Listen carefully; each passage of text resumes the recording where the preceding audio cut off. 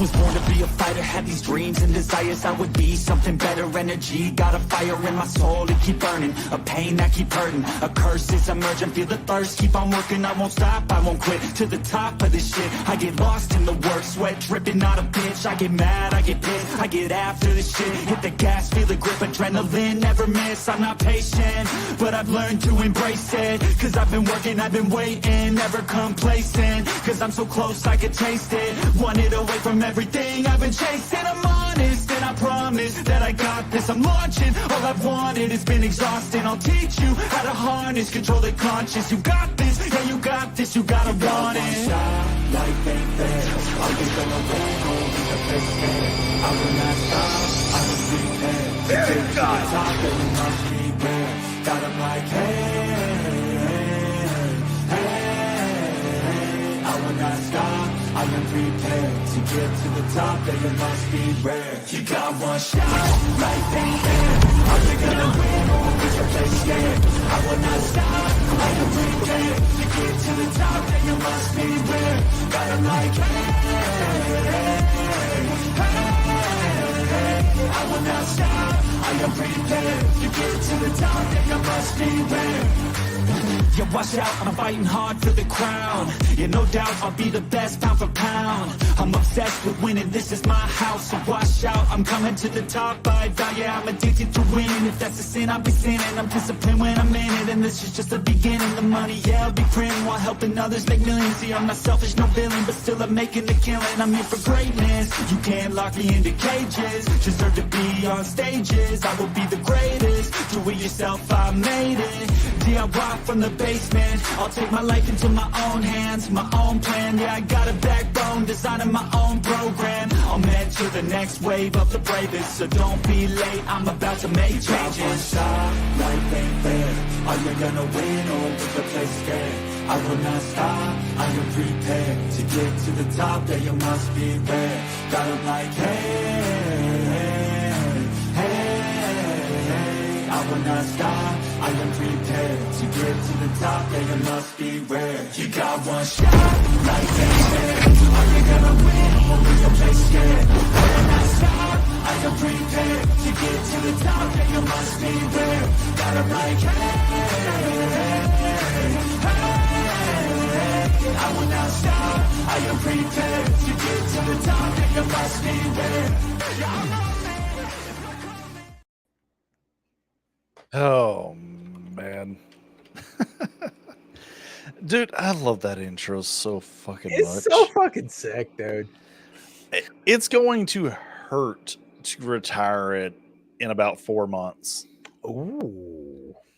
Yeah. Doing the whole anime thing and got to change my intro every new season, and I'm stretching my season out to be a full year. So, but oh wow, that was a nerd voice crack. Like my balls haven't dropped. Ah, it's all good, bro. Yeah. But Astro, what is up, brother? It's been a minute since anyone's seen you. Hey, and the first time I make an appearance in a long time is on your channel. Of course, because I get all the good content, right? Because I love you, bro. I can't do the heart thing, or is it Diamond Dallas Page? Freaking Illuminati, I guess. Yeah, I don't know, man. Yeah, it's been a bit, dude. Like life has been incredibly busy. So unfortunately, like that's just how it goes. I don't get paid to do YouTube, so I have to do stuff to pay the bills, and what pays the bills eats up a lot of fucking time. So you know, it is what it is. But I'm here, and I'm here with you, which is always a great time. And today of all days is probably one of the most fascinating days in comic books. I know we'll get to it, but like, it's a good day. Right now, I'm just being mesmerized about how you haven't done this in probably about 4 months, and you just like slid into that like you never left. Oh well, thank you. Like I didn't even keep track of time. I was just like, life is so busy. I don't know what to do. And you're like, it's been 4 months. I'm like, oh, Well, last time I think you streamed, it was when I sent you that care package. yes. I think that was, if I'm I remembering need right. to ask how I'm supposed to wash the blanket. Because like You don't. You don't? Oh. No. My wife made me a Zelda one like 7 years ago, and I've never washed it, I don't think. Yeah. Actually, maybe she has and hasn't told me. I don't think. You just use it. You're like, I don't think I'm supposed to watch this. I hope not. Well, the thing's warm. Like, Oh, it's yeah. seriously warm. So the live stream I did when I got it, I wore it. Yeah. It was very nice, very cozy, right? Soon as the stream was over, the missus got her hands on it. I haven't had it since. I love that. I love that. That was the entire purpose, was to like send it for the. That's why it's so big, is so you can both just kind of get up under there. And there's no both. She just takes it. well, anyone that's been married for any significant amount of time just knows how that is. I've got a king bed. I am damn near 6 foot tall. My wife is 5'2". And do you know how much space I get on this king size bed? Probably about 2 feet, right? Yeah, 2 feet. Yep. Like laying sideways and just hoping to God I don't get kicked off. We have two separate blankets on our bed just so that I have blankets. You over there looking like Mufasa off of Pride Rock. Long live. Oh, damn straight. Brother, help me. Fuck you, motherfucker. I'm so glad I'm not monetized. I get to use whatever language I want. Yeah, just do whatever the fuck you want. Oh, completely random. But I wanted to go ahead and get this out of the way. I know we were like talking before the stream, and it's like we should just be fucking streaming, right? Yeah. Say this: the convention that we're about to go to. Yeah. I saved you a little bit of money. You did what? If it'll. Oh, I know what that is. That's yours. Dude. Yeah. Why you gotta make me feel like bad and shit? You ain't gotta feel like nothing. All you gotta do, feel like everything. All you gotta do when you go there, if you want to get some Power Ranger signatures, man, you only gotta get 2. You ain't gotta get 3. I got you. Well, Amy Jo's gonna be there. That's like that was like a big push for me because she doesn't do that many cons, bro. Although I was so nervous because the following week she's going to Wales. Wales? Yeah, because she was like, I'm going to Wales like the following weekend. I'm like, I hope you're actually going to this convention, because like if not, like I'm gonna be really upset, because she is literally the very last Power Ranger signature I need. And I will have all the original Power Rangers with the exception of Twee Trang. Well, unfortunately, that one is one that is going to be so rare, and it's going to probably be on some of the most random merchandise that you would ever see, because what was it? She was 2001. She only, like, Power Rangers still wasn't exactly. They weren't going to cons, to put it this way, because there really wasn't anything. Like, dude, it breaks my heart to look into the history, like the back history of MMPR, and just realize how terrible these people have been treated. Especially like Billy or David Yost, you know. Oh yeah, poor David, man. Like, I hate this. I hate to use that old kind of, or that saying that it was just the times. It was the 90s, but I I don't know how else to explain it, is that there just wasn't enough awareness. And, we were coming from the AIDS scare. What was the AIDS scare? Was it 80s or 80s. early 90s? It was 80s. Actually, So funny thing. Well, I guess not funny. Maybe it is. I don't know. It's a comic called The New Guardians. yeah. It was a comic made by DC.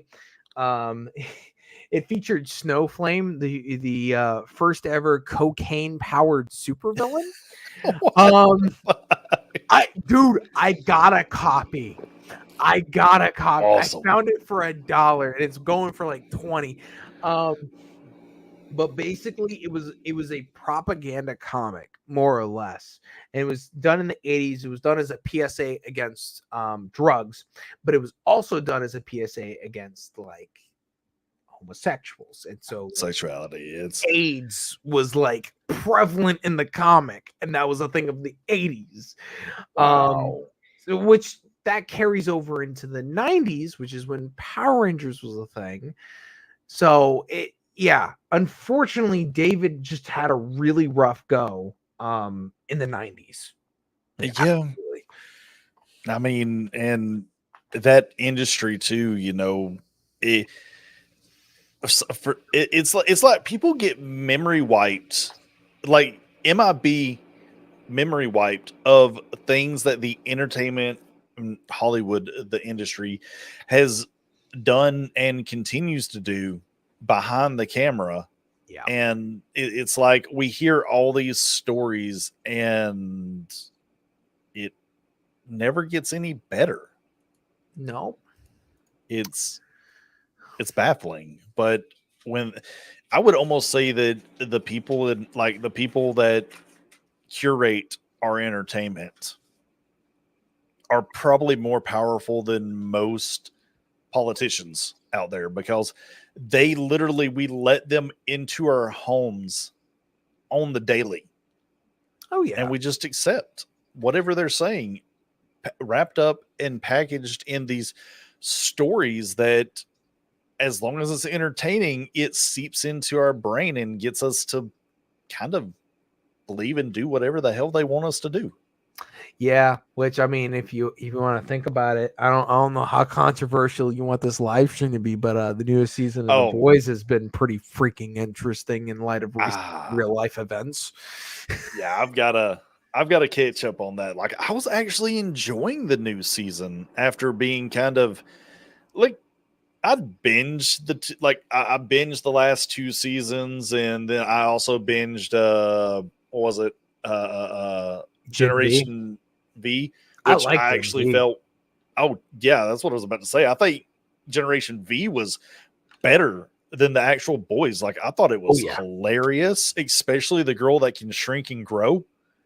I felt bad for her. What pissed me off though is the guy who was taking up the mantle of Polarity. That actor, he's gone. He died. Wait, which one was Polarity? The black guy. Oh, seriously? He's dead. How are they going? Well, granted, this is probably cold and callous, but how are they going to continue with that? Because did he not make it to the end of that season? He did.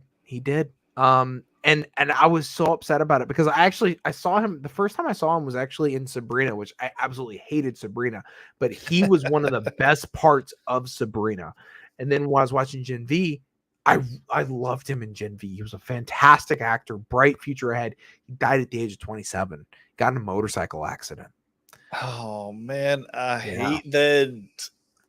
Like, drugs, you can almost understand because like they did it to themselves, but tragedies like that where it's just like it just happens. Yeah. And it's like, it wasn't nothing that, like, even what was it, Leisure, who was speeding, it still just doesn't really feel like it was all his fault. Yeah. So I was like, after Gen V, I'm like, where's season 2? And then I found out he's not with us anymore, and he was a major part of that show. And I'm just like, I don't even think I'm interested in the season 2 now. Yeah. I kind of like every one of them had a really good arc, and his was interesting. Being the son who wants to who thought he was a loser, but then he kind of gets this role thrust upon him that he wasn't exactly wanting, because of his fault. and Yeah. and then he's just trying to live up to his dad. And then what was it? I'm trying to remember how the end of the season went. He actually started coming into his own when he was like, Dad, I'm not you. I'm not going to be you. And I'm going to kind of do my own thing. And then he actually, like, they all kind of just start to step up and be these really interesting characters. Oh yeah, but that was the thing. I kind of put out some heated tweets because IGN, How did I miss those? IGN, man, like fuck.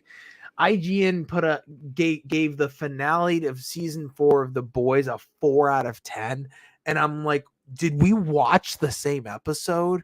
Because between the first episode and the final episode, well, before the final episode of season 4 of The Boys, it felt like story was absolutely sacrificed for shock factor, and it was just boring.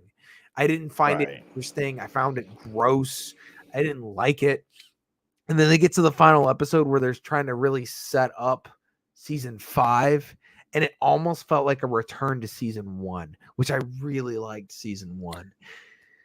Yeah, So, and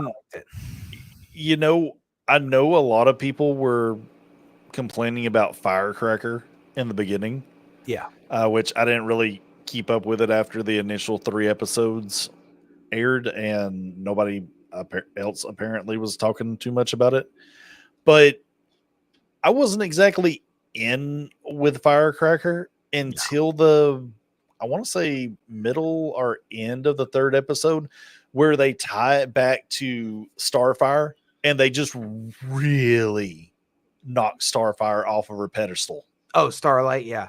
Or Starlight, yeah. Starfire. This isn't Teen Titans. Yeah. I know what you meant. But like I liked that. Like, it's not that Starfire really needed it, but to kind of work that or just completely do that gut punch to her character to where she's not this holier than there. She's not better than Homelander. She's just as petty. She's just as depraved as the rest of them.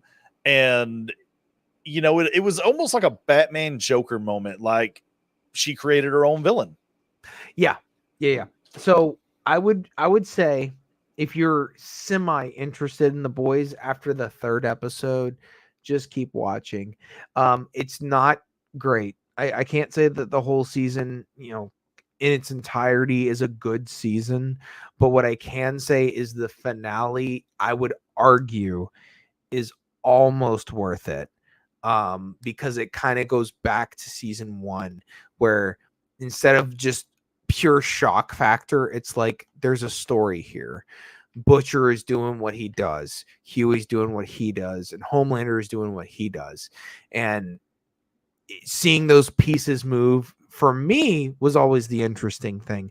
And when they went away from that to just do, like, dicks exploding and a whole bunch of other crazy shit, I'm just like, I'm not interested in it, man. Like, it's just boring to me. Because if you constantly do the unexpected, eventually it becomes expected, to where I'm like, oh, what's gonna happen now? Like, a guy's gonna shrink down, go up someone's dick, and then grow, and then it's gonna explode or something crazy, and then that happens. You're like, oh, well, there you go. Maybe this will happen.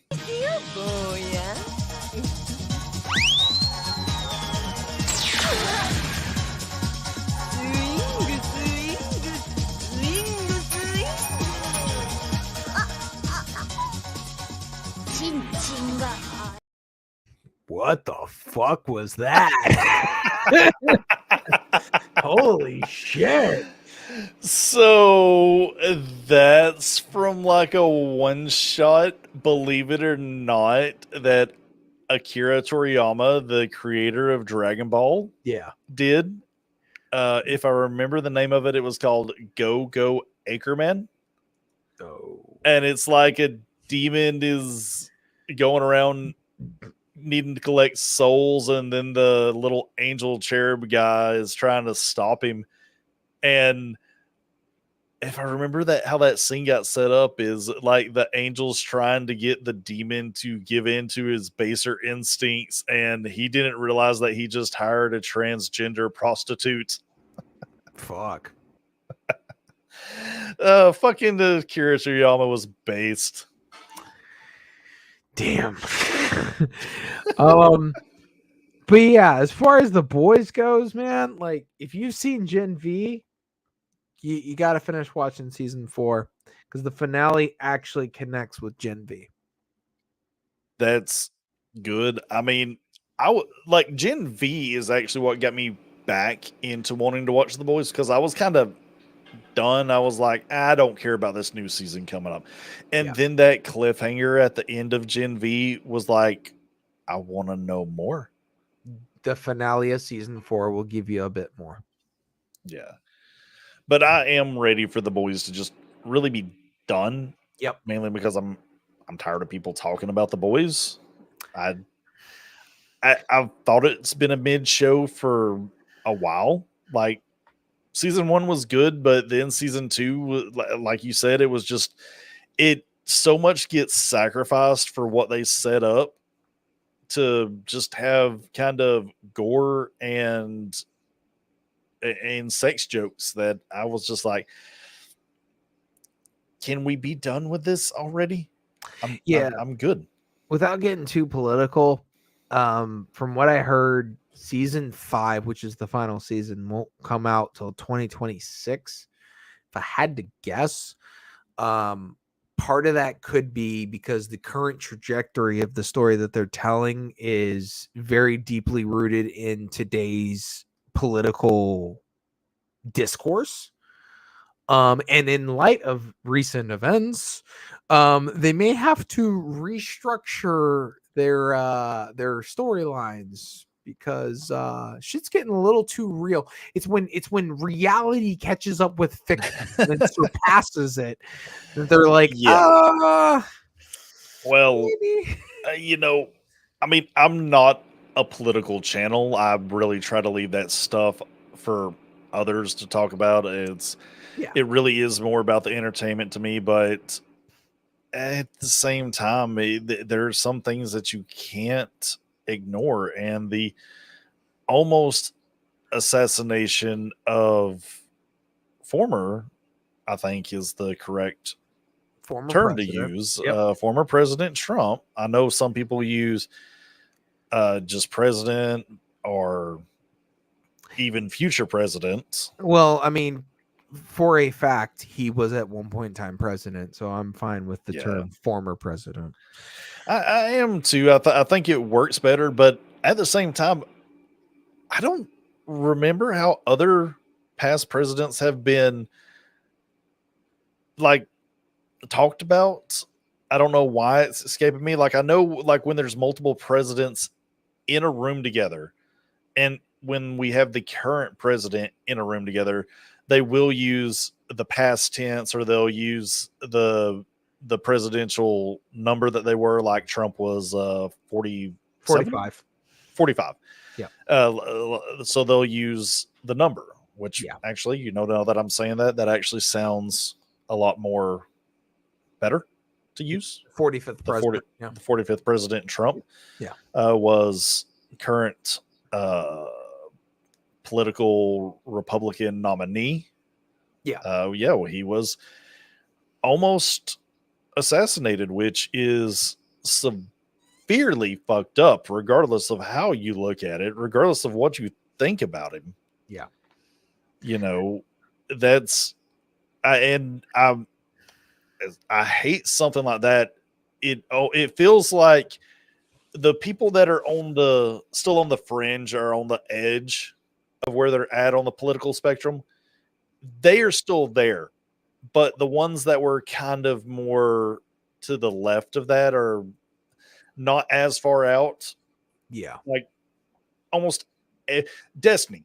Destiny levels of political discourse, which I really hate that because I don't know how much Destiny you've watched, but there's some things that I can't tell where Destiny's at on the political spectrum, and what he says makes sense to me.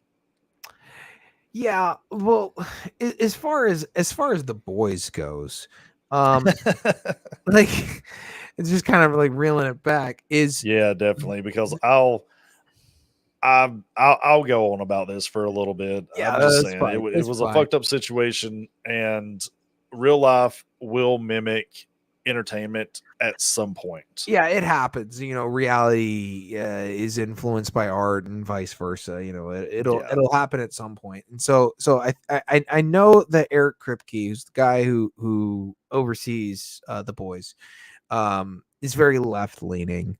So Obviously. so for the past 2 seasons, there's been this massive push of like Orange Man bad, and Orange Man is Homelander, right? And it got to a fever pitch in the final episode of season 4, to the point that they had to put out a disclaimer saying, "Hey, there's some things that have been happening recently. This just so happens to have been filmed like months before that happened. So we're sorry, but like we filmed it. It's done. Here it is. But we didn't mean to, riff off of reality, basically." We may or may not hold these views, but we don't want to be held accountable for the next possible attempt, and it happens. Yeah. So with them pushing back season 5 to about 2 years, I feel like up until this point they had been pushing super hard for like Orange Man bad, and then like Orange Man got shot at, and so they're like, maybe we don't push Orange Man bad so much. Now, Yeah. at that point, for me, that's speculation. They could just keep going. And I don't know. I'm not in the writer's room, but I would suspect that they probably want to crank it back a bit to just be like, let's maybe go back to the source material and do that. It sounds like we're having this another interesting shift in culture and entertainment, because I'll tell you something that really kind of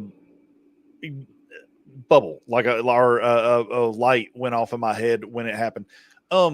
South Park, Yeah. pre 2016, Mhm. they were, if you've ever watched their 7 days to air special, they literally will write, produce, animate everything in 7 days for an episode.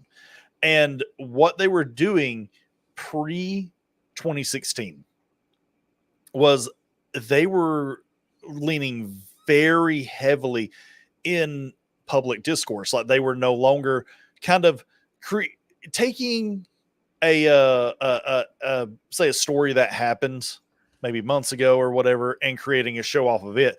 They were literally creating like the show to mimic real life in real time is what they were doing. And they had to completely rewrite their 2016 ending to that season because it was airing at the same time as the presidential race. Mm-hmm. And they wrote the show on the belief that Hillary Clinton was going to win. So if you go back and watch that 2016 season, everything that they believed was that Hillary was going to win and Trump, Garrison, was going to lose. Yeah. And when that kind of backfired on them, they were like, oh, well, this don't make any sense anymore. So they had to rewrite the entire ending. And then when they took their time off, they were like, we can't do this again. The bad thing is I was there at the beginning of South Park, and I was like, when they started doing that kind of stuff, because they actually started doing it before 2016. I think it was around 2014 or so. I was going to say 2012, but yeah. Might have been then. Yeah. But I wasn't really caring for the way they were doing their seasons. But now looking back, I'm like, those seasons were a lot more interesting than what they're doing now. Yeah. It goes back to the whole life mimicking art and so on and so forth. And when it comes specifically to the boys, Eric Kripke and them wanted to go a different route than the comics. They wanted to try to have the show reflect real life. And when real life caught up and surpassed fiction, I feel like they have to rework some stuff, because I don't think they expected shit to actually go south the way that it fucking did. They're like, all right, let's rework this a little bit. And that's why I think there's going to be there's a 2-year gap between right now and season 5. That's good. I mean, hopefully that they kind of reel it back in and, just really come out with a better show than what they really have been doing. But considering that this kind of leads into one of the things that I wanted to talk about, and it's been 30 minutes, and I think we've mentioned Turtles once. Yeah, probably.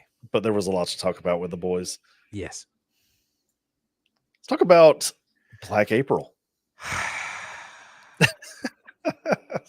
I'm sorry. I bring you back into streaming just to bring up this shit. And it is shit. Don't get me wrong. It's stupid. It's a stupid argument. You know people are making. You know what's one word that comes to mind when I see this? What's that? Why? Like, why does it exist, or why are people complaining that she's black? I'd say, why does it exist? Because as far as why are people complaining, I actually understand that, because comics are a visual medium. So for 40 years, we've seen one depiction of April O'Neil. So when you deviate from that visual medium and do a different depiction of April O'Neil, it is very logical for people to ask why. So you're not wrong, because people are very much against change, even though you have to fight your own mind to understand that things are going to change. This is like, your entry point is not going to be somebody else's entry point into something. Yeah. And it's hard to say, especially with comics, I think, because in American comics, there is no canon anymore. Like, canon doesn't exist. I don't know if I agree with that statement. I would say canon. A lot of people don't.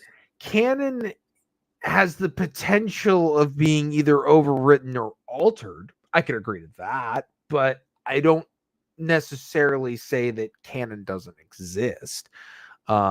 Bruce Wayne is always Batman. Right, but is Bruce Wayne always a white guy? Can he be Asian? Can he be black? As long as it's still Bruce Wayne and has all the characteristics and mannerisms outside of the skin color, which technically not skin color, it's color on paper. But I digress. Is it not still Bruce Wayne if it has the mannerisms and still acts like Bruce? I would say an argument can be made that it still is Bruce Wayne, but if you're deviating his appearance for the first time in 85 years, I would imagine at a minimum there should be some degree of explanation as to why that decision was made. I'll give you a great example. Batman the White Knight, which was written by Sean Murphy. They deviated heavily from canon and said that Batman is actually not Bruce Wayne. It's actually a member of the Dumas family who took the identity of the Wayne family several centuries ago. So when you have the moment where Bruce Wayne says, I don't even know who I am anymore, and basically denies his family lineage. If there wasn't context to explain that he was no longer, in fact, a Wayne, that would not make sense. So I would say to have a visual medium change the way that something appears, generally it is preferred that there is some degree of explanation as to why. That's not a requirement. You are more than welcome. Hey, you run the show, you own the company, you own the IP, you do whatever you want at the end of the day, but just understand that there are going to be a demographic of people that are going to ask the question why, especially when something's been around for 40 years and we've had one depiction of a certain character for 40 years with minimal differentiation between how they look. I'll give you another for instance, because Batman's like my wheelhouse, so I'm gonna kind of just refer to that. Oh, go right ahead, man. Catwoman. Catwoman's ethnicity has been all over the fucking board ever since the 60s. Yeah. Because, Catwoman was originally the cat back in the 1940s. And if I remember right, she was white and had black hair or brunette hair, one of the two.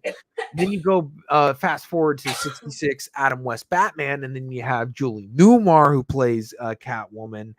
And then at some point in time, it switches over to Eartha Kitt, who does not generally fit the bill of what we knew Catwoman was for the first 20 years of Batman.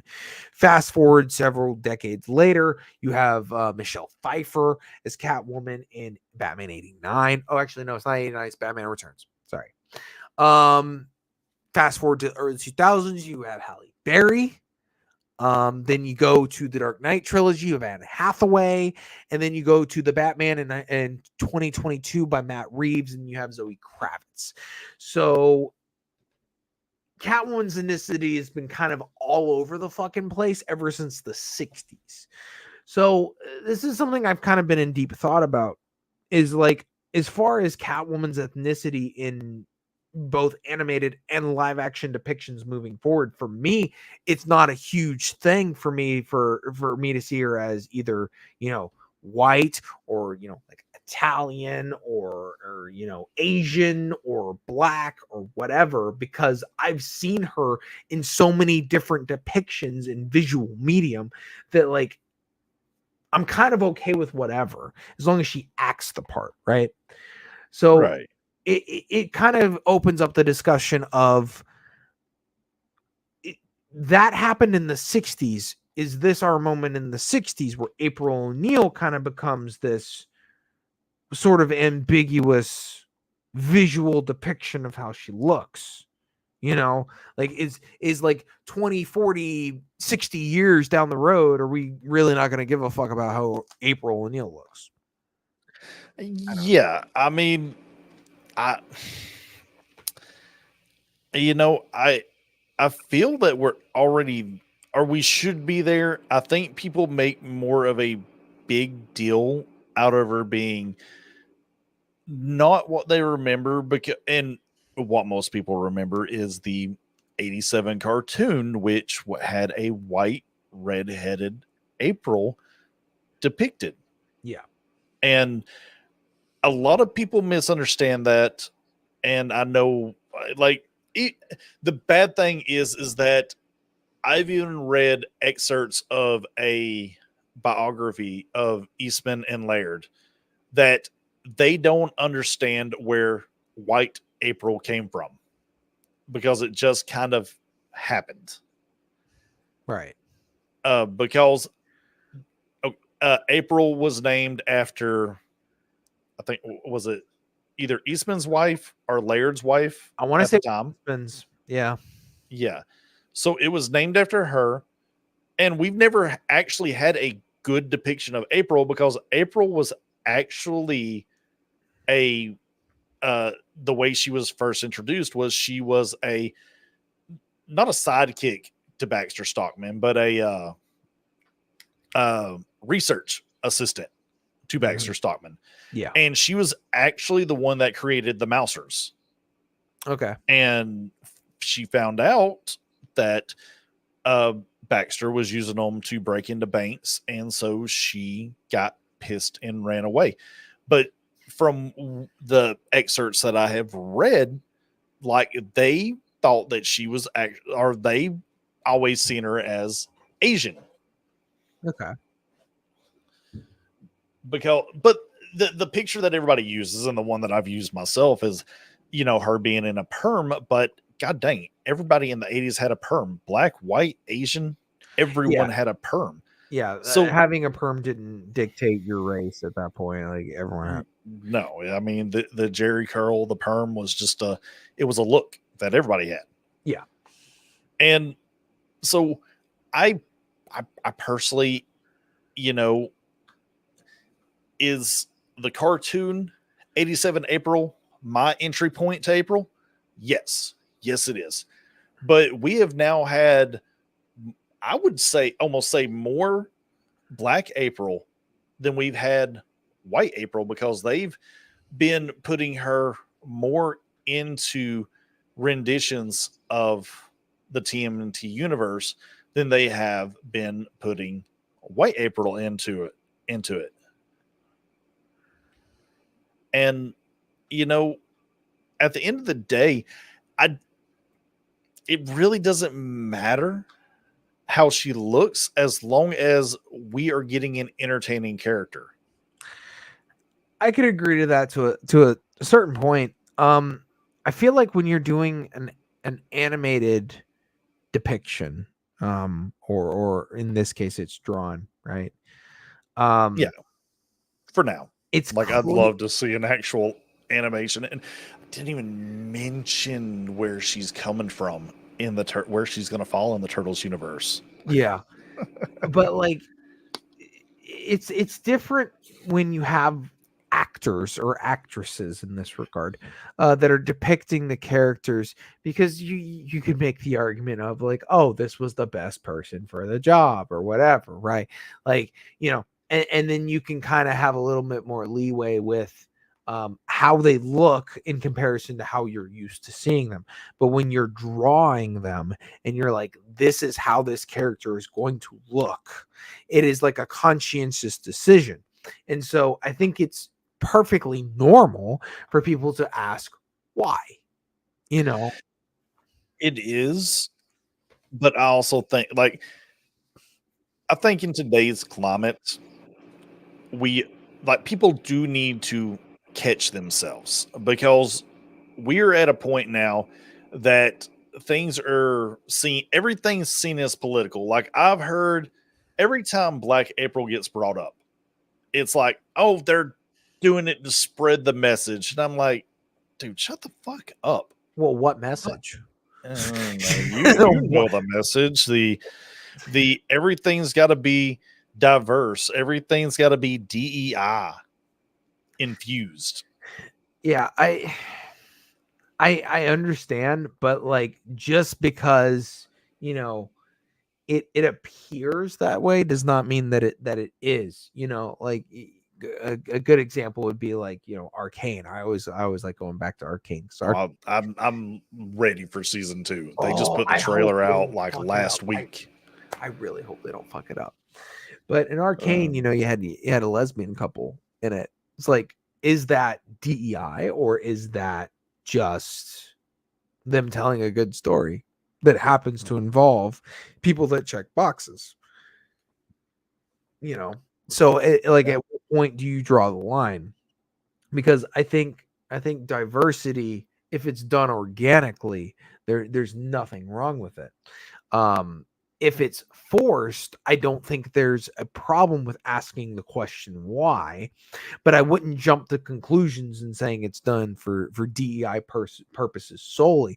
I'm going to switch gears slightly to another controversy that's going on right now, and that's Yusuke and Assassin's Creed Shadows. Oh yeah. But if I am so inclined to bring that up, me personally, right, I don't have a problem with it. I understand the discourse behind it, but me personally, I don't have a problem with it, because for me, Assassin's Creed has always been about following interesting figures that are interwoven into history. And Yusuke is a very interesting person who is interwoven into Japanese history. Yes, he's not of Japanese descent, but that's kind of how Assassin's Creed has been. And everyone wants to kick their feet and scream DEI, but like, I don't see it like that when it comes to Assassin's Creed Shadows, Right. So like, at what point does it become you're pushing an agenda instead of I'm just trying to tell an interesting story that just so happens to include characters that may not look like a certain percentage of the people. Yeah. As far as for me, the Assassin's Creed thing, I've been so removed from that series. Yeah. Like, I haven't liked an Assassin's Creed game. An Assassin's Creed's, I can't speak. The AC series since 3. Ooh, really? Not even Black Yeah. Flag? Dude, I didn't even bother picking that up. I was like, It was I'm legit the good. best one. Bro, I played 1, 2, Brotherhood, Revelations, 3, and then I played 4.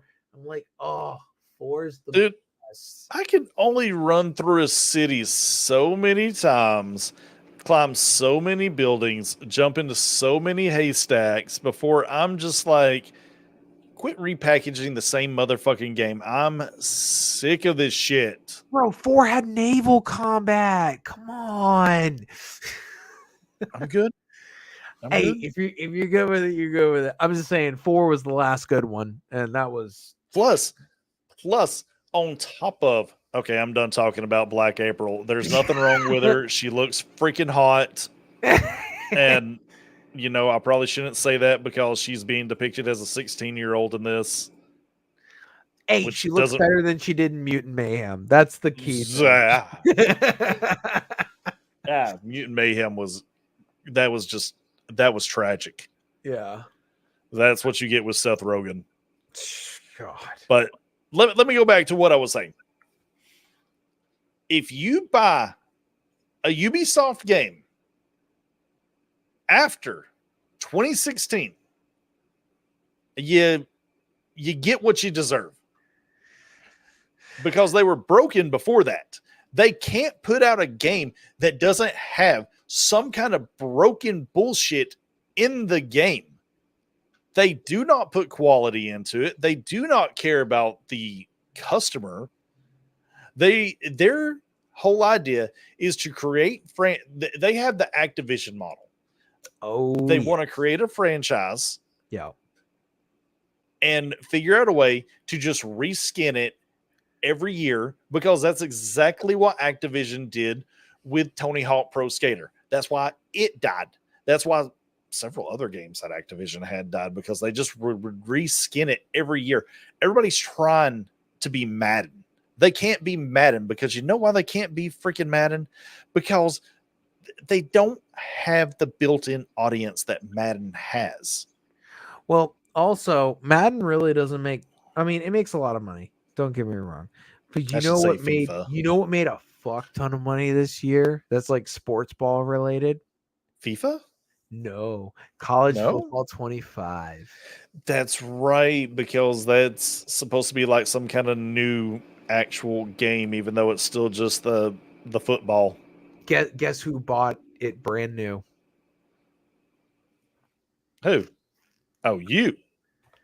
Fuck yes. Do you know why? You're the reason. Yeah. You're the reason. Do you want to know why? Why? Because they built a brand new game from the ground up, and they offered something they haven't offered in over 10 years. Team Builder. I get to make my own team from scratch. That alone is what sold me on it. The ability that I can make whatever I want and do whatever I want, I'm there. Whereas Madden was literally copy paste every single year with an updated roster. So yeah, I bought it brand new and I'm loving it. It's great. Okay. Hey, you don't have to agree with me. That's fine. I'm I just saying can't. that's the reason I did it. They haven't done it since 2014. They have not done Team Builder since 2014, and it Look, is. I'm happy for you. I'm happy for anybody that is happy that that game exists and that gives them a reason to want to like if these companies are doing something that makes you want to spend your money on them, then they are doing something right Yep. for that demographic of customer because that's who they're going for. I am not that demographic. Yeah. If you tell me a sports ball game has this cool new feature in it, like what you just said to me it just sounds like extra work that if I was into sports ball, it's like what was that coach like football coaching game where you don't actually play, you're the coach on the sidelines and you watch the team play. I mean, you could technically do that with Madden, but like, Yeah. I guess I don't know. So I mean, it's not for me. That just seems like the worst time I could ever spend playing video games would be to play football or baseball or football or soccer or Basketball. I kept trying to say basketball and I said football twice. It's fine. No, like for me, like it kind of falls under the category of replayability, right? If I get to Right. make my own team, and mind you, I don't mean like just pick players. No, I mean like design jerseys, design logos, set up where they're at, like literally building a team from the ground up. There's a lot of replayability with that. And Madden did not have that for 10 years. Because it was the same 32 teams, either you're the Panthers, the Falcons, the Saints, the Patriots, and it's like you play a season, it's like cool, season's done, now what? And it's like you could play the same season again. Whereas now it's like I play a season is like, let's say for example, what I'm doing personally is I'm making my high school teams that are in the area. All the high school teams. I'm like, fuck it, let's put them in the game. So I sit there on my Photoshop and I design the jerseys. I make them look exactly like they do in real life. Maybe I'll throw in an extra one that I want to get all bougie with it. Like I do something a little fancy for them, make them feel good, right? I make a special jersey for them. And then I play it. I'm like, damn, look at that. I made that shit. I made those jerseys. I made this team. Look at them play. I do a whole fucking season. Cool. That's done. Now what? I just make another team and just do it all over again. It's got really good replayability, whereas Madden has never had that. So that's why it's successful. I don't know, dude. Like, I had a friend who's really into football explain like the conferences and everything to me. And it made my head hurt. And I'm like, I don't understand this. Like, so you are literally gatekeeping this team from the north from playing this team from the south that might actually have a chance to beat them, but because they're not in the same conference, and this team that could actually beat this team gets beat out by another team, but it's like that team that beat them doesn't exactly have the exact same stats or whatever player or the same playing style. So are we talking about college football? Is that what we're talking about? No, like actual professional NFL, like okay. Like how the reason why the Patriots are in almost every single Super Bowl. Well, that's not happening anymore because Tom Brady left. But it's honestly, I'm not super into football. I'm way more into basketball.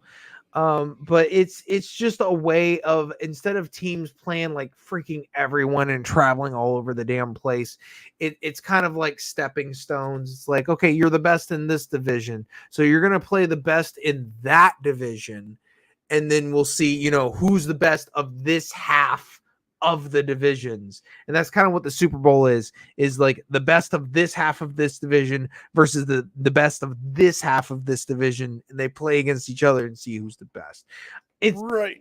for me, not the best. Correct me if I'm wrong, because I'm going to switch sports here, but baseball, do they not play everyone in the, like, there's just one major league. There's not a Southern Conference league. There's not a Middle Eastern league. Yeah, I get what you're going. I'm not super familiar with baseball, to be honest. Basketball is more my speed. And for me, I prefer college. Because the NBA kind of operates very similar. There's Western Conference, there's the Eastern Conference.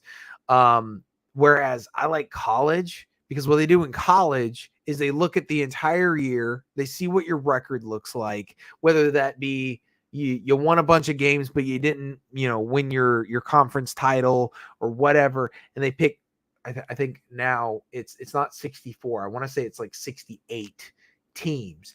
And it could be as big as the University of North Carolina and as small as Billy Bob's community college in the middle of bumfuck nowhere. If you happen to have like a decent record for that season, you end up going to the national title and you have a chance of playing against someone big like the University of North Carolina, and you can make it all the way to the fucking end because you had a good schedule. And that's, for me, the way you described it, like, that's a better schedule for me because it's kind of like what they call the Cinderella story of like this no-name college who just had a really good schedule and worked really hard and this and that. They get one shot, they get one chance. It's like, you're gonna go to the dance. Freaking Eminem starts playing in the background. Yeah, exactly. But like the thing is you lose, you go home. You win, you advance. And that's what I love about college basketball. It's so fucking great. You could have some no-name college make it big, But when it comes to football, it's a little more structured. I like the chaos of college basketball. It's great. But let me ask, you're a Turtles fan, right? I'm getting there. Getting there. I'll get you there faster. Not what I meant. But you're the right age to like Naruto, right? I'll be back in a second. Oh, no. No. Let's do this. But how? I thought you had to have a pure heart to become a Super Saiyan, like my dad. Oh, trust me, there's more than one way to realize the legend. I wanna be a Super Saiyan! I wanna! Push-ups, sit-ups, and plenty of juice. And besides, my heart is pure. Pure, unadulterated, badass. You got a headband. Okay. Does that answer your question? I mean, it seems like everybody has those, so you might need to elaborate just a little bit because, I mean, for all I know, that thing's made of tin that you found on the side of the road. All right. So full disclosure, full fucking cringe mode. Here we go. I'm going to take you a trip down memory fucking lane. I grew up in the era of Dragon Ball Z and Yu-Gi-Oh. Now, Dragon Ball Z was not really my thing. I liked it fine, but like I didn't love it as much as everyone else. I was really into Yu-Gi-Oh. But like I went to a tournament one time and this dude totally fucking cheated turn one and I kind of lost interest in Yu-Gi-Oh, and I was like, really that's Yu-Gi-Oh. Oh my God. He pulled all 5 pieces of Exodia turn one and I'm like, that's fucking bullshit. But the judges didn't believe me because this was back before like sanctioned tournaments were like taken seriously. This was done at a fucking Barnes and Noble. and I they remember didn't those give a days. fuck. Yeah, no one I gave a remember those fuck. days. I'm like, this guy cheated. He's like, I don't know, man. He won. Like, fucking get over it. What do you want me to do about it? Shut up, kid. So shortly after that, there was this wave of anime that popped up, like One Piece and Bleach and things like that. But my thing was Naruto. I fucking loved Naruto. Naruto was great. My favorite character was Gaara. I wanted to be Gaara because he was edgy and emo, and that was my thing. And so, like, I tried so hard every day to be like Gaara, and it was fucking cringe. Did you Naruto run through your school's hallways? Fuck yes, I did. Cringe Lord. Yeah, I will say this. I didn't get to the point where I was doing the hand signs, not because I couldn't get it, but I did hang out with the kids that did that shit in the back of the classroom all fucking day. So I guess I was guilty by association. So Naruto was a big thing for me, for sure. It was one of my first animes that I really, really got into. I had all the the graphic novels or the volumes. I got rid of them. I don't know why the fuck I did that, because like they'd be worth something right now. But I fell off right before Shippuden started up. So I haven't seen Shippuden. I haven't seen Boruto. I haven't seen none of that shit. I just remember really liking Naruto, like in the early seasons, like after the Chunin exams and things like that. Like I really liked it. It was good. I like the whole thing with Naruto as an absolute obnoxious goofball that had the potential of becoming something greater. I liked it. I thought it was a good story. Yeah, I like early Naruto. I love the designs of Shippuden. That's what I heard. Yeah. But it went on way too long for me. And I think I've told you before, the ending that should have ended Naruto completely and it should have never went into Boruto. It just, when you have a show that goes on that long, when your ending is the way that Shippuden's was, it just makes me hate everything you've required me to watch up to that point. Yeah. Because the ending was just so trash. Yeah, I mean, for me, like I said, Chunin exams is kind of when I started falling off, and I actually started rewatching it recently, kind of like loosely. I wasn't like super paying attention, but I was just kind of casually putting it on and watching just to remind myself why I liked it so much. And I realized shortly after the Chunin exams, the pacing slowed down like really, really slow. Yeah. And that's probably why I lost interest, because the Chunin exams were really fucking sick. I love the Chunin exams. I rewatched them recently and I was like, fuck yeah, this is sick. Like when it was what was his name? Brock Lee. And Oh yeah. he was fighting Brock against, fighting I don't Gaara. remember who it was. And Guy was like, hey, take off the weights. It was Gaara. He was fighting Gaara. Yeah, he was fighting Gaara. That's right. He takes it off and everyone's like, what? Like those weights aren't that heavy. And he drops them and it just like causes a crater in the ground. They're like, oh shit. Dude, teleporting all over the fucking place. It's so sick. I loved it. It was great. Yeah. See, I think that's where the tuning exams and the Sasuke retrieval arc Yeah. are the best things about Naruto. Well, I say Naruto's good up to the tuning exams, and then the Sasuke retrieval arc is the last good part of Naruto, I feel. Yeah, because that's when it starts slowing down. They start stretching out the Yeah. But I mean, at that point, I think people are so locked into the show that it's like, I don't want to quit watching it. I feel that way with a lot of popular shows. It's like, it's good up to this point, but me as like a very avid anime watcher, I'll drop an anime. I don't care if I'm 20 episodes in or 100 episodes in. If you start to become trash, I'm done with you. And I'll go find something else. I don't have time to waste on bad shows. There's way too many animes out there to just keep watching it. And plus, I'm not going to defend a show that's just going to continue to be bad. Yep. Fair point. But establishing that you're a Naruto fan. Yep. Did you ever think that you'd see something like this? Bro, you literally showed me this image and I'm like, no way. It ain't happening. This is bullshit. This is bullshit. It's not happening. I was 30% sure this was going to happen. Like, a lot of this is just way, like, the turtles are way too clean. Naruto is way too cleanly drawn. And he looks like his original version. That was another thing.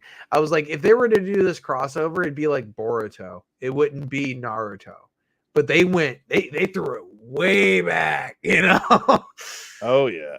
Like, the thing that really threw me was how bad and janked up these hands are. Hey, George is trying. I give it to him. Like this cover art is absolutely amazing. George Jimenez, who is the artist who did this cover and the other cover for this comic, is probably my favorite modern comic artist we've had. He has been doing the covers, not the internals, but the covers for the recent run of Batman. So yes, that's how I found out about him, and I'm like, he does great work. I love it. No, like I give it to him, man. I'm also happy that he's doing something that he like he likes Naruto a lot. Like, let's zoom in on that. I love it. Do I have this one saved? Because I can't zoom in on it. Hang on. The only thing that sucks is Sakura's on it. Where the hell does that come from? I don't like Sakura. She's fucking annoying. Actually, I should have this saved somewhere. Let me actually find my... Bro, Shredder looks sick on that cover. He looks so fucking sick. But Sakura. Okay. I'm annoyed that I can't find this now. Because I know I have it. I used it in a video yesterday.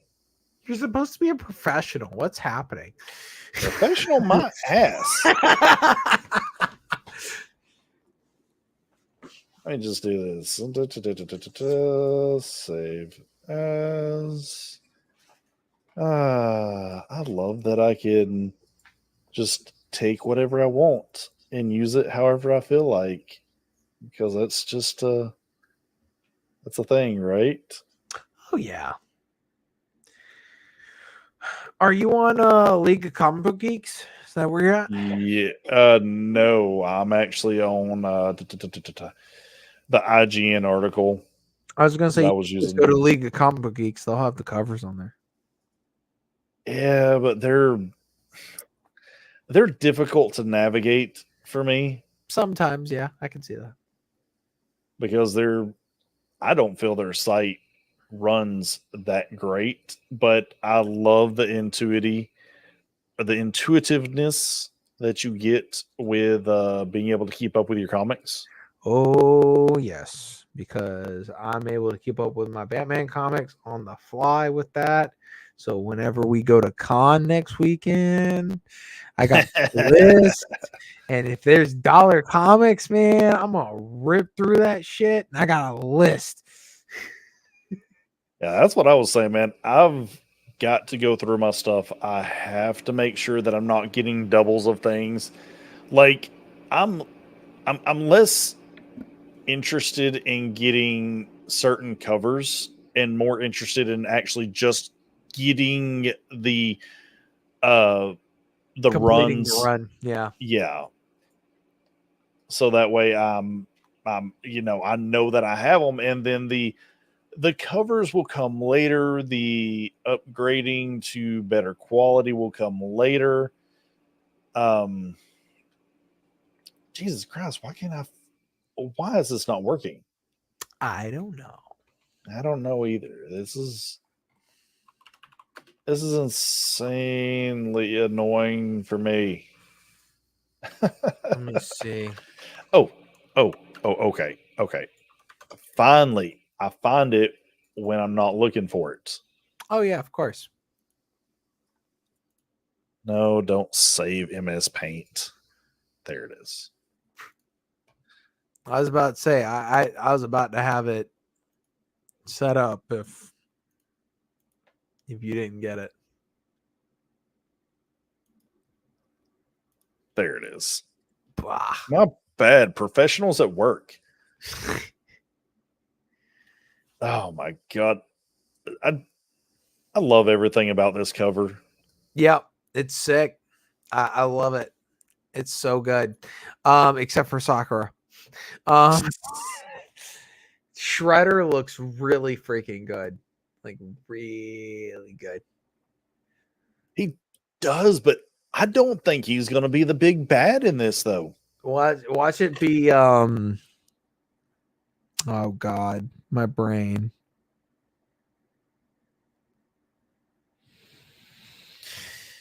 Begins with an I.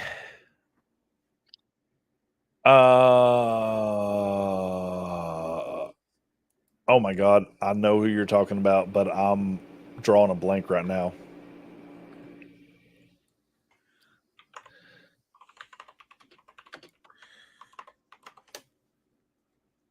Orochimaru doesn't begin with an I. Fucking idiot.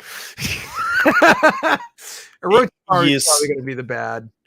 Well, that's what everyone's saying, because I mean, the TMNT crossovers have a formula, and it's like there has to be certain things that happen in it, and it's not a bad formula. It's actually fun for the most part, but yeah, I don't think we're going to get as, I guess, serious of a story that we would get with Naruto.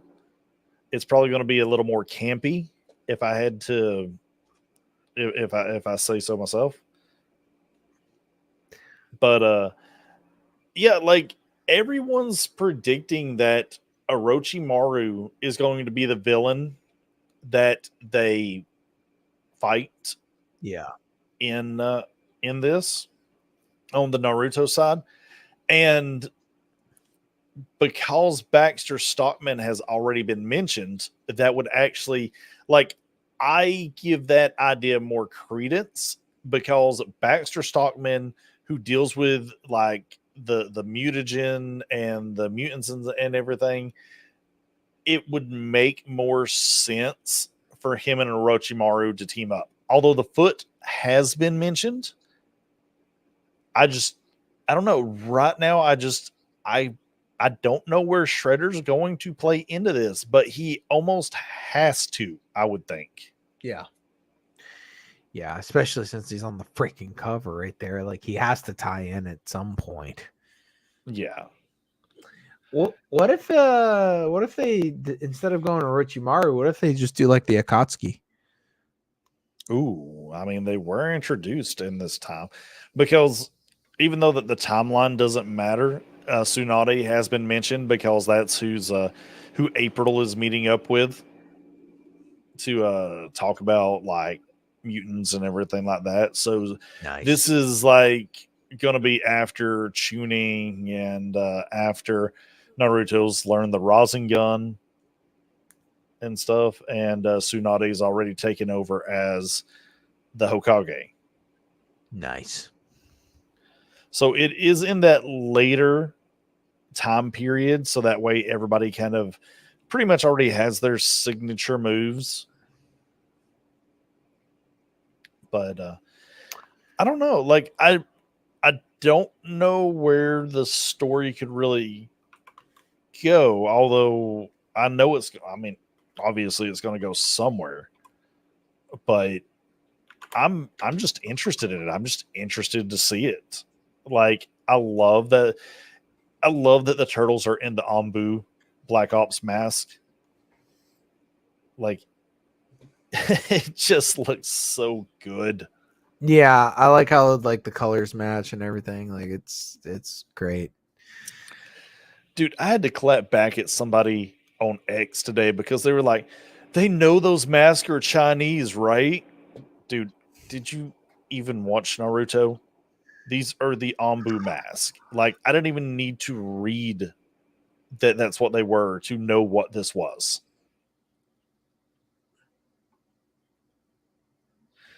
Freaking Some tourists, people. man. Say what? Freaking tourists, man. But no, like I'm excited for this, man. I do hate it's just going to be a 4-issue run. Nope, not that. Not that. No. I made the comment that it looked like the Three Ninjas mask. Yeah, I remember seeing that. Close up, Mikey. Mikey looks great. Oh yeah, like Wait, I wait, mean, wait. he looks like a teen. Zoom into the headband. Let me see. Let me see what we got here.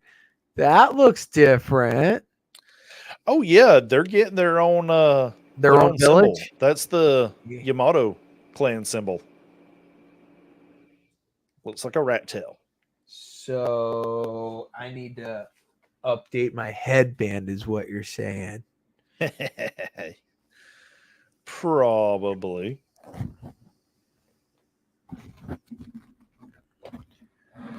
Yeah, Naruto was my shit, dude. So I was like super stoked about this.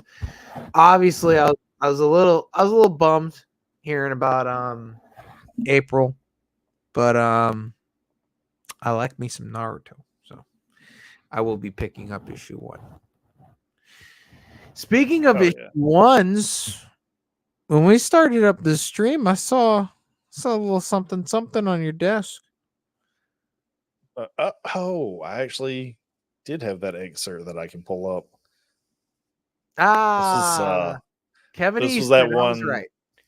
Yeah, this is that one talking about April and like kind of what they had in mind when they introduced her, and it just,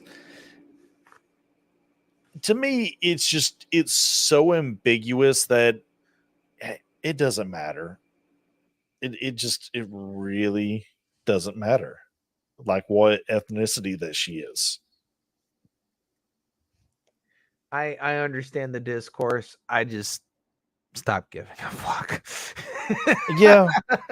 I think at this point that when it comes to characterizations of characters, I'm sick of them being all about their ethnicity or their sexuality or whatever else is in between, and just not really having a personality. Yeah, I identify as this. Okay, but like, what's your favorite color? What meals do you like to eat? You know, what do you like to do in your free time? What inspires you? Like, what motivates you to be better? You know, like things like that. Damn thing.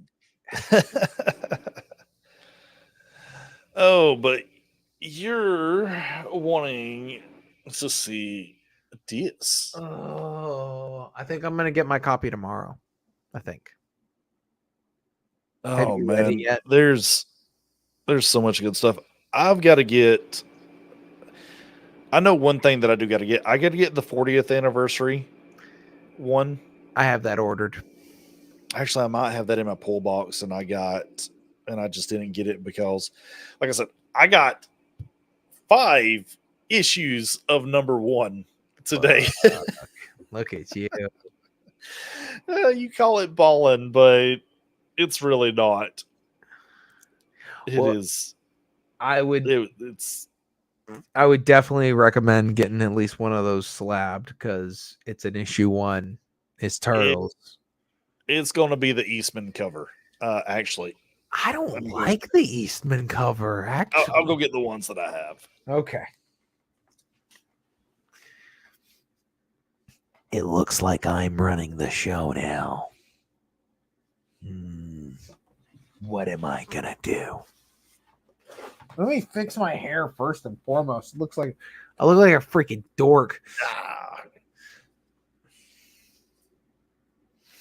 Oh, he's back. I can't talk shit anymore. Sure you can. No such thing as not talking shit to me on my own channel. Well, it's not exactly that I like the Eastman cover because, I mean, it's very basic. It's more that it is the Eastman cover. And even though there's others that might look good, anything that has one of the original creators on it is shouldn't really think about value, but in all honesty, there might come a day that I'd need to sell things. Do you want me to ruin the cover for you? Sure. You know why I don't like it? You know what it reminds me of? It's like April's at her like gynecologist appointment. Raph. April, what do you got going on down here? I was like, what is happening in this cover? I'm good. Yeah, I don't want it. He has so done much better covers than that. Yes. And that's the thing is I love his covers for the last run he did. I'll have to grab my box. I love his covers on the last run, but that issue 1, I was like, nah, I'm good. I feel I've got a lot of the good covers already.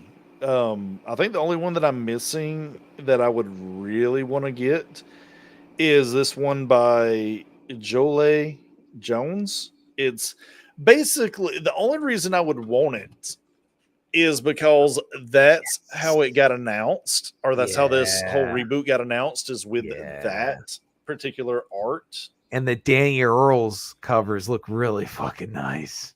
Which one? The ones I was talking about in the chat on X, where they connect and it's the trains. Oh, yeah. Oh, yeah. Like I've got to go and look at like all the kind of specific covers. So do you know how many covers there are for issue number 1? A lot. I'm gonna look it up. It's got to be close to about 30. Oh no, it is way more. But out of all of them, I think this has probably been my favorite, just because I love the you got that one. I favorite love that one. turtle, and just being all in red like that. I just love it. Okay, let me. Plus, it's got the 40 years on it. Let me see. There it is. Okay, issue number 1. Are you ready? Has 114 covers. If I wasn't holding this, I would have thrown it. 114. I do like this one too. That one, I fucking love that one. God, it's so good. No, dude. I hate. So I like and hate the basic white ass covers that they do now. Oh, the sketch covers. Yeah. Yeah. I like people's artistic side and them being able to make your own cover. It's so stupid though at the same time. Yeah. I sent you a link in chat if you want to check it out. That's League of Comic Geeks, where it has all the covers. Oh, you're gonna all 114 of them. Insane, dude. Have you read? Or no? You said you haven't picked it up yet. No, not yet. I'll get it tomorrow. But yeah, just go ahead and scroll down and look at them. There's Oh, dear so Lord. you're talking about sketch covers. I think there's like 7 or 8 of them that are sketch covers. I hate that. I Let's really, see. really do. 1, 2, 3, 4, 5, 6, 7, 8, 9, 10. It's like 10. Here's the basic number 1. And then there's the rest. I like this one right here, the one with Wrath kind of in chains. Yeah. I like the one with the group huddle. That's a pretty decent one too. Yeah, so I guess these were all the ones that comic book shops could get. Then we start getting into the more rares, like the 1 of 500s, the 1 of 25s, and stuff That like Danny that. Earl one, I freaking love that one. I think that looks sick. Dude, if it is like, I'm with you because you've shown me 1 and 2 of this. Yeah, that's the 1 in 25s. I'm gonna have to get these because if they're, I love connecting covers. Yeah, I and think if it's the first 4 issues connect, although it's kind of weird though, Oh. because if you look at issue 2, it's the end of the train, so you almost think issue 3 is gonna go in front of issue 1, so it's gonna be really weird. I could be wrong, but like, it looks like it's gonna be weird. Yeah, like, not a fan of the hyper realism Yeah, myself. This Yeah. Le Bermejo variant, with the 1 in 75. The Danny Earls is going to be like the one to get more than likely. Sean Murphy, I like his artwork, but I really don't like his cover. It's that one on the right with the tan kind of color. I don't get this artist. Like Peach Momoko. Yeah, I don't like it either. I don't necessarily hate the cover. I just don't get who the artist is, because it's like when I was watching Stash Loot like every freaking day looking for covers, it was like Peach Momoko. Oh yeah. And I'm like, it looks like just character art design because you got the character and you got the sketch. It's not really a cover. This is boring as fuck. Yeah, it kind of reminds me of Scotty Young. Like a lot of people really like Scotty Young, but for me, it's like chibi art, and I'm just like, it doesn't look good. I don't like it. Like, honestly, this is probably the best thing that I've seen of hers. But then most of the stuff that I've seen has been like Spider-Man variant covers of Silk. Oh, you do know what's happening this weekend, right? What is happening this weekend? San Diego Comic-Con. Oh God, they're going to announce so much BS. There's already comics I want. They're doing a variant cover of All-Star Superman that has the new logo that's going to be for the new Superman movie James Gunn's working on. I want that shit. Let's see this 1 in 250 variant. Not feeling it. Yeah. And then that Sean Murphy, I don't like it. I love Sean Murphy's work, but I don't like that cover. Yeah. It's like, why does Raph look like a caveman? I don't know, man. Retailer exclusives. These are the ones that I think are going to be the coolest, but you'd be surprised. Some of them do not look good. And there's one run of them I don't like because they did all 4 turtles for issue number 1, and I feel like the point is issue 1's going to feature Raph. Then you've got issue 2 that's going to be around Mikey. And then 3 is going to be Donnie, and then it's Leo for 4. So I was kind of bummed that they did all 4 turtles for issue 1. I just feel like it kind of takes away from it, you know? Ooh, Big Time Collectibles Micro. This is kind of like a reimagining of the original Mirage number 1, where they're all on the building top. Yeah, it's pretty nice. I like it. But yeah, no, if I remember right, Jason was saying like right now where the turtles are at, all 4 of the brothers are scattered, and they basically have to come together in some way to, I don't know, make the comic happen. But like it's like the first is going to feature Raph, and then what is it? Comic 2 or 3 is going to feature Mikey. That's And 2. then you're yeah, okay. And then I think it's 2's Donnie, Mikey. and then Leo's last, I think. Yeah, Leo will be last. So I'm interested to see how this goes, and we went way longer than I thought we were going to. Well, there's But that's the way it 114 goes. covers. Well, I haven't even gotten to read it yet, man. I was like, okay, I'm going to stream, talk about some cool things, talk about Black April, and then I'm going to go read my number 1 and be super excited and be ready to make my review short on this tomorrow.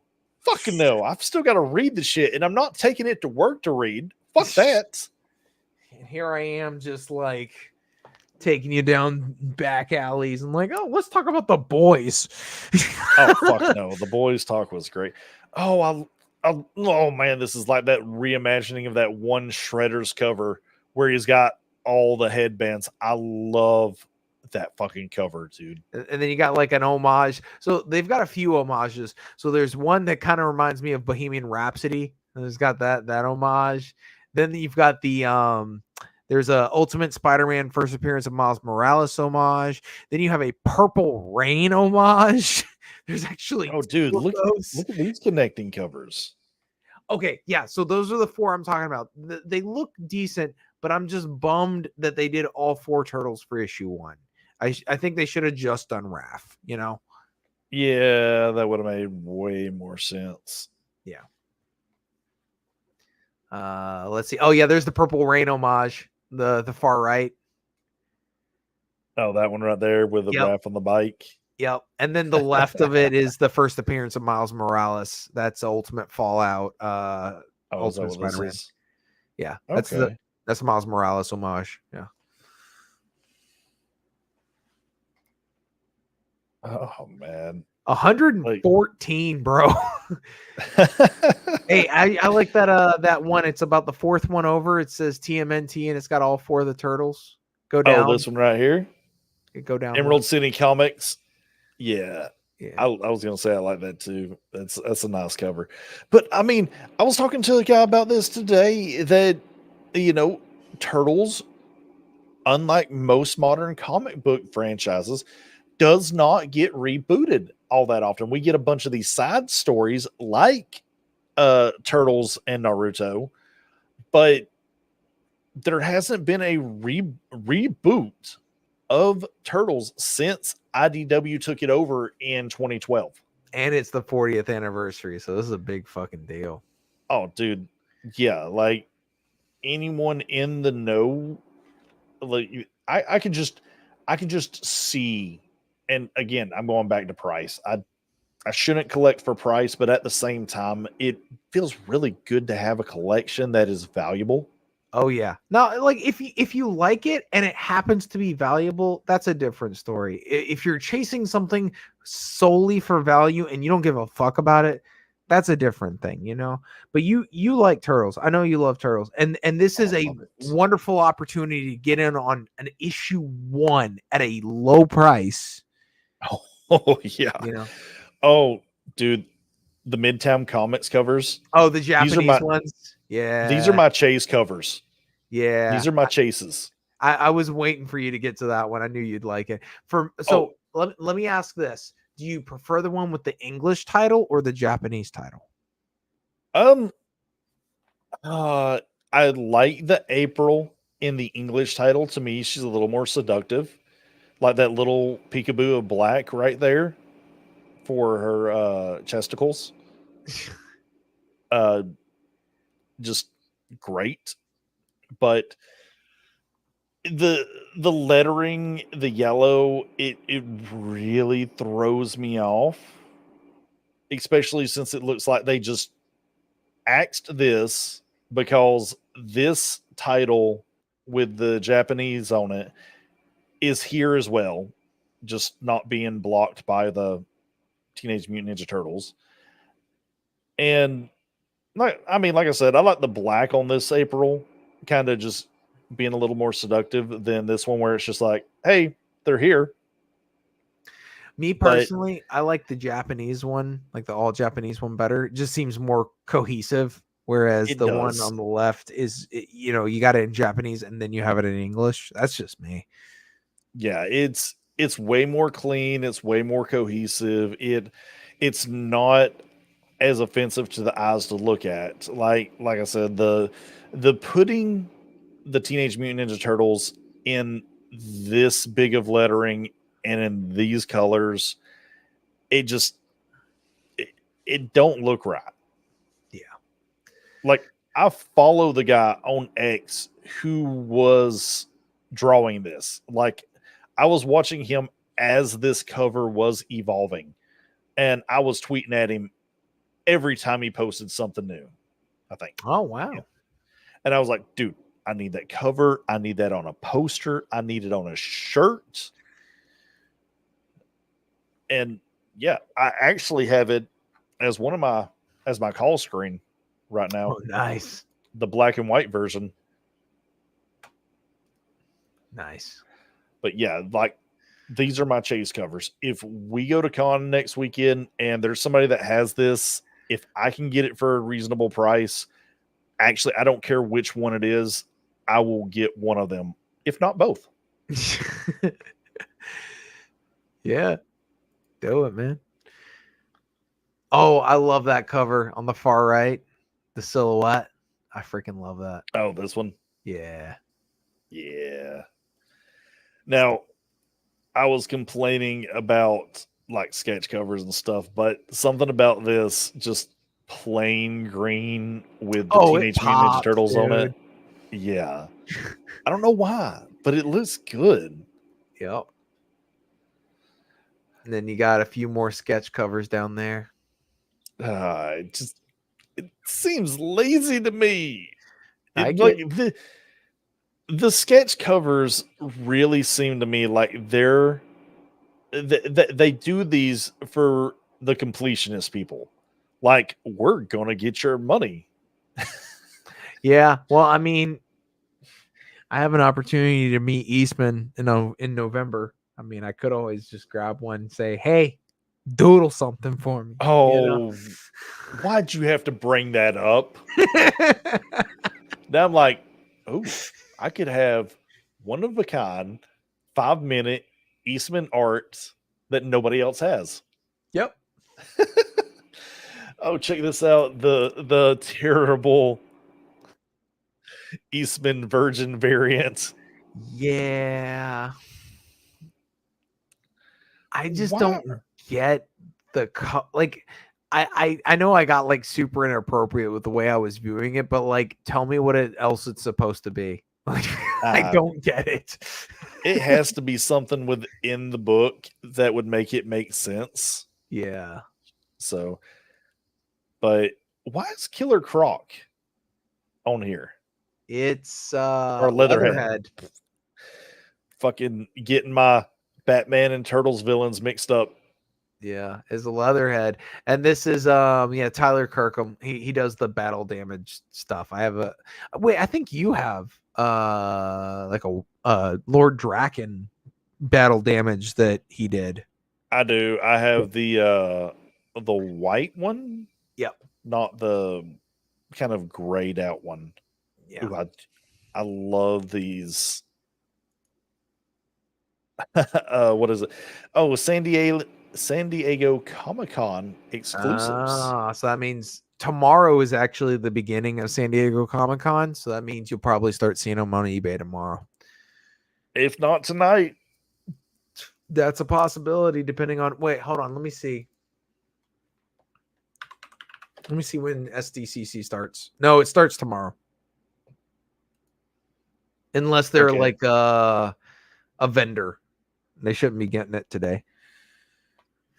Okay, I do like this kind of cartoony cover. Yeah. It's nice. Homage to the when Raph went to watch Critters in the first movie. That's Scotty Young, but it's actually a good cover because Scotty Young will normally do like chibi artwork. This isn't really chibi. This is more just cartoonish, like you said. So I actually like this. Oh yeah, Scotty Young. They did say that. Yeah. I thought I was over here on the homage done by Kevin Delgado. So 114, dude. God, It so many is. variants. It was like, I bet you they have these. Oh, it's Stash Loot too. Which one? The kind of pixel art cover right here. Yeah. Yeah, it's a Stash Loot variant, and I bet you they're going to have one for each cover, and they're going to connect. Oh, because it says player one. Yeah. Yup. Yeah. Yo, did you see the one that's kind of like a throwback cover to like almost like Marvel? You see that? It's Yeah, that one. Oh, I like that one a lot. I like it. Yeah. I like it. See who Oh, I love this another Stash Loot. Seriously? Oh, is it the Psy? Yeah. Yeah, I freaking love that. Yeah, if they do all four of the weapons, like, oh, Got to. They got to. When you do connecting covers like this, you're basically buying into each initial issue, because if you don't have everything that has it to connect, you're missing out. Yep. And it will drive people crazy. Yeah, that's why like I'm already starting to spaz. I have mind you, I haven't picked up a single issue of this run of Turtles yet, because I have stuff waiting for me, but I haven't even picked it up yet. And yet I've already seen the first two covers, right? Like, Raph and Mikey, right? But like if you look at the Danny Earl cover that I'm really fixated on, it's like they connect, sure, but the second issue, it's the end of the train. So now I'm like, my OCD's kicking in super fucking hard. So I'm like, well, wait a minute, that doesn't make sense, because like the third one's supposed to go after that, and it's like now it's gonna have to go before issue 1, and that just doesn't make sense, and I don't like it. I just like how clean, like, there's almost no detail in the turtle, and everything is the detail within the city And I and the love train, and it looks so good. Like, I want a virgin variant of this. Like, take this crap away and just give me the cover art and have them line up. The only reason I'll disagree with you, the only reason, is because I don't know if you noticed, but the color of the title corresponds with the turtle. Is this the end of the train, or is this the beginning of the train? That's what I'm saying. That's issue 2. That's Mikey. And it's the end of the train. So you would think if issue 3 is supposed to go next to it on the right side, how's that going to work if it's the end of the train? But if you go back to issue 1, the train's cut off, almost like something's supposed to go before it. Yeah. Okay. This should be the beginning of the train. That or you could say that's issue 4, right? You know what I mean? Like you could have issue 1, 2, 3, and then 4 be the end. But issue 1, if you look, it cuts off on both sides. Yeah, this is in the middle. Now you see my problem. It's like, so now you have to go to issue. It says 3. Eastman right here, 1984. Oh, dude. And if you look, did you see the color of the title? So it's red for Raph, and if you go to issue 2, it's orange for Mikey. Oh, I like that little touch. It's subtle, but it's nice. What else do we got in here? We got Laird Avenue.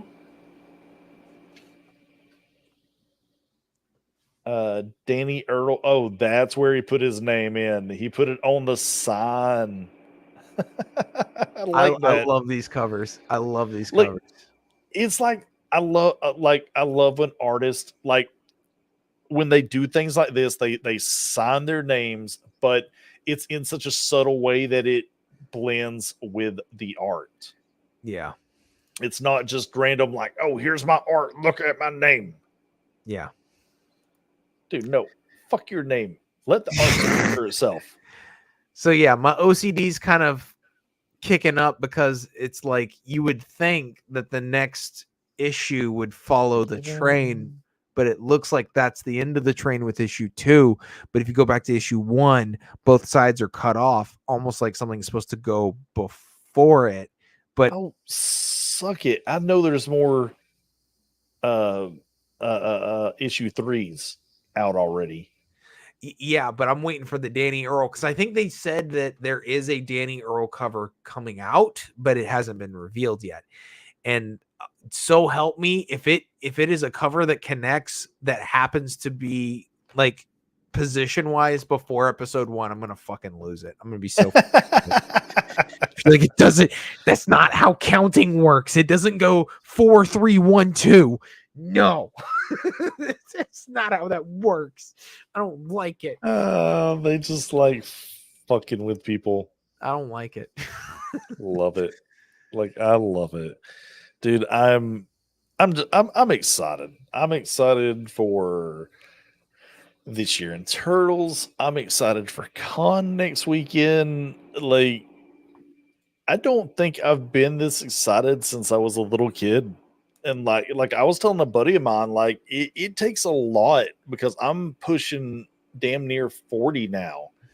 And it just gets so hard to get excited for anything because it's like, oh, you've either seen it 100 times, or it's like, oh, it's just kind of another, it's just another thing, you know? Yeah. It's either going to be mildly disappointing, mildly entertaining, but there's nothing to really get the blood flowing.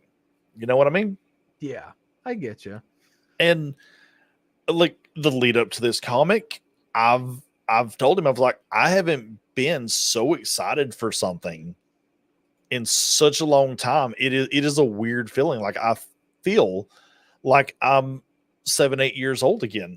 And I'm excited about Ninja fucking Turtles, man. I mean, not something I would say I would have ever thought that I would have said being a grown ass man. Yeah. So yeah, I'm excited. I can't say it anymore. I'm excited for it. Yeah. I'm happy this run's finally here. I can't wait to read it. I'm probably going to be up longer than I probably should, but yeah, I've got to read this. Oh yeah. I hopefully will be picking up my copy tomorrow. So Like, Alpha got me excited. Like, I love the whole kind of Rambo soldier or POW style little story they had going on in it. yeah. That was a good read. I actually hope that is not just, hey, this is something I just wanted to do and we use Donatello. I actually hope that is Donatello's story and we get to pick it up when the Donatello issue comes out. Well, I heard that Night Stalker is getting his own like one shot. That's what I heard.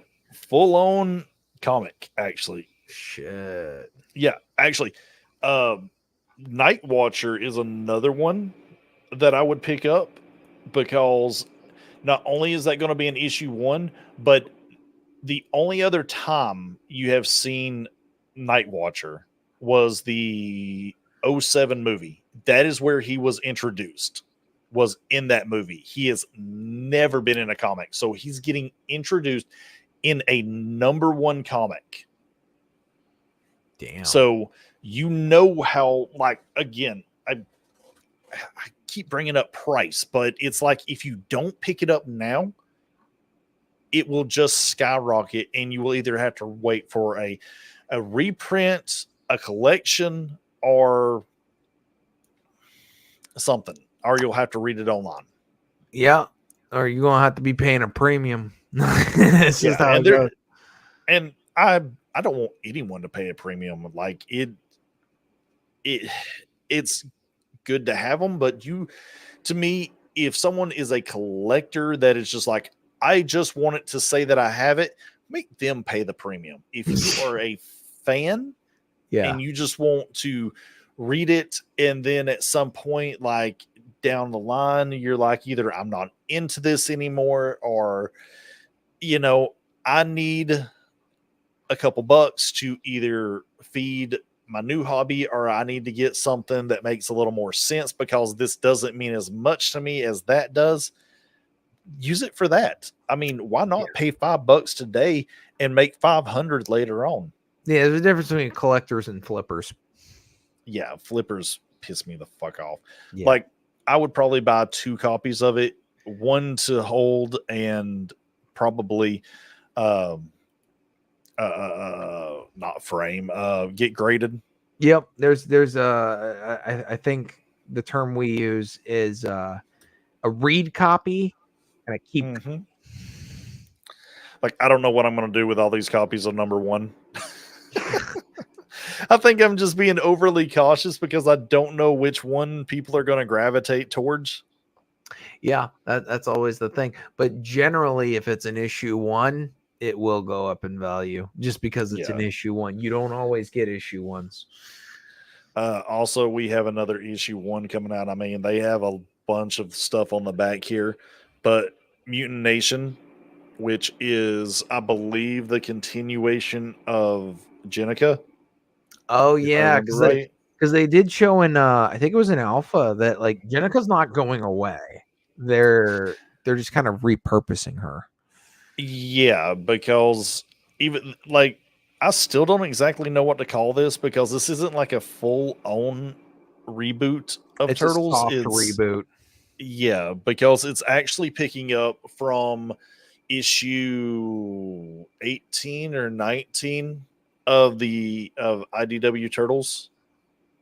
So yeah. But yeah, it's still a number 1, but it's also like, you know, the way I've been describing it is that Jason read up to his point and that's where he liked it, but then it deviated and he stopped probably liking it where the story was going. So this is where he would have had the story go after that. So this is like the splintered timeline, so to say. Oh shit. But yeah, I think that about covers it, man. All right. So things to say. Buy comics. Yeah. I don't know what else to say because like I normally would like plug my schedule, but like I don't really have one right now, so it's you'll get back on one. eventually. And if not, I'll just I'll keep pulling you on streams. Oh, okay. If I have to. Oh, so terrible. No. Oh my. Yeah. But anyways, I'm probably gonna do some videos next weekend anyways, at con, because why the hell not? It's fun. Yeah, we're gonna have a blast. It's gonna be great. No, dude, I can't honestly. I think the highlight's gonna be eating the at the full-on ramen shop or the Jinya ramen bar. Oh yeah. It's gonna be so fucking good. I've been there already and it's so good. Yeah, wife told me like this is the only reason I'm going. If we don't go here, I'm making you sell your comics. And I'm like, we'll make it happen. Don't you worry. We'll make it happen. Yeah. Things and words and stuff. I don't have anything left to say. Okay. Yeah. I'm sitting here looking for like a clip and I don't think I really have anything that's like good to use. So yeah, screw it. I'm just gonna end the stream. Bye everybody. Be sure to go to the Ronin66 YouTube channel where I actually do more videos and am more what's the word, punctual about putting stuff out, like videos and shorts. Streaming, I don't know, kind of, this was just kind of, this was like a on a whim, and streaming's just not, I'm not feeling streaming anymore right now. Although I do have another stream coming up where I talk about my mid-summer drop list for anime. And that's normally what I do. It's all anime related stuff for the most part, except for Turtles. Turtles is special. But yeah, I'll have that stream on Sunday at 8 a.m. Eastern time. Yeah. Anyways, I'm out. That's Astro. Go to his channel, sub to him. I'll have it in the description at some point. Appreciate it. Yeah, always, man. Bye. Bye. Bye.